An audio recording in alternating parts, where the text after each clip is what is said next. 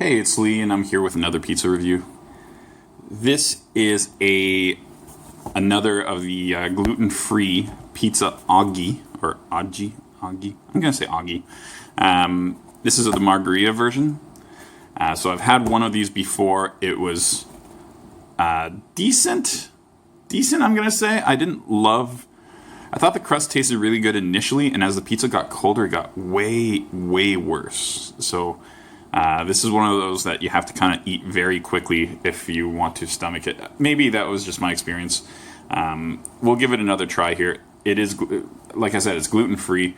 And as far as gluten-free things go, like I remember the last one going, this isn't that bad. Like I kind of expected it to be worse. From what I can remember, their sauce was pretty decent on here. The quality of the cheese was pretty good, so everything else was decent. This is 452 grams, so right at about a pound. It doesn't feel like a pound, but that's fine. Let's look at the instructions here. Preheat the oven to 450, so pretty high.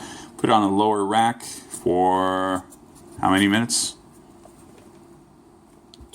10 to 14. Okay, that's a nice big range. All right, let's go ahead and take it out of the box and show you what it looks like. All right, this is the pizza out of the wrapper, and what are we seeing? First of all, I'll tell you, I'm smelling, and it smells great. It smells really good. It's got a little buildup of ice. It's been in my freezer for a little while because I was away for a couple months, and I bought it just before I left.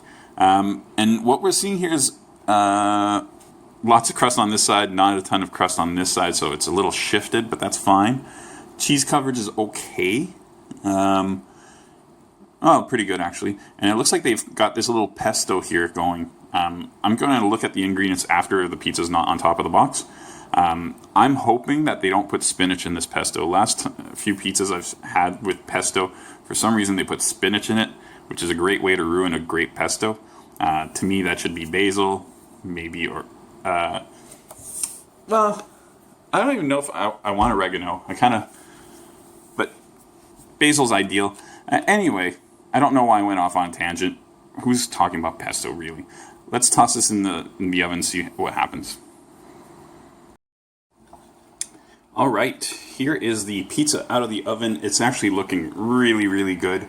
I made an executive decision while it was in the oven that I would actually make a second pizza today, and then I would save some of this for tomorrow along with the other pizza, just so I could get 2 reviews out of the way, because I actually need some space in my fridge for my groceries. In my freezer for my groceries. My fridge is fine. So this is the first of 2 reviews today. But yeah, let's cut into this. It's smelling really, really nice. It's looking pretty. The crust is clearly a little bit hard on the outside, and that's fine. It happens. But followed the instructions almost to a T, I would say. I went kind of the minimum amount of time. It seemed to be cooking pretty quickly today.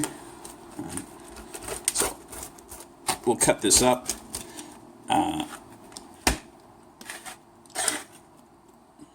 Yeah, that looks good. They say this is a hand-stretched crust. It's supposed to be artisan and all that kind of junk. And who knows? But it smells good, and from what I can remember last time, it was pretty decent crust. So let's give it a try. When I come back, I'll have a full review. Right, I'm back and ready to review this thing. Pretty darn good. I'm going to say, for what it is, the weak point on this one, and last time I thought it was a strong point, so I don't know if maybe my taste has changed, but the outer crust is pretty pasty, which is to be expected. It does taste realer than most frozen pizzas, but it's just a lot of dryness. But as for the rest of the pizza, the cheese seems to be of high quality for a frozen pizza, especially really good. That pesto is actually really tasty and does not seem to have spinach in it, which is really good. And I don't even hate spinach. I just hate it in pesto. Yeah, the cheese has a saltiness to it that I'm missing from almost every cheese pizza I have. And in this one, I actually don't need any kind of salt from it. I think it's fine the way it is.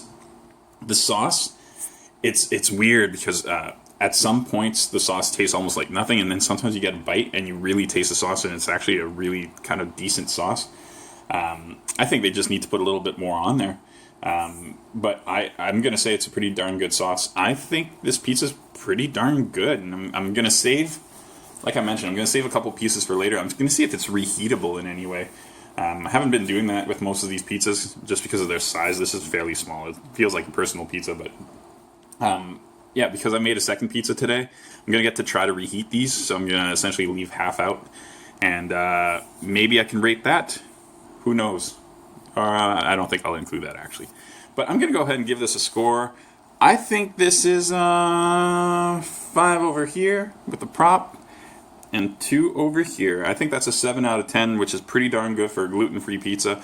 If you are gluten-free, go for Pizza Oggi. Give it a try. Maybe I have no clue what I'm talking about because I don't have gluten-free pizzas, but I think this is pretty darn good. All right, thanks for watching.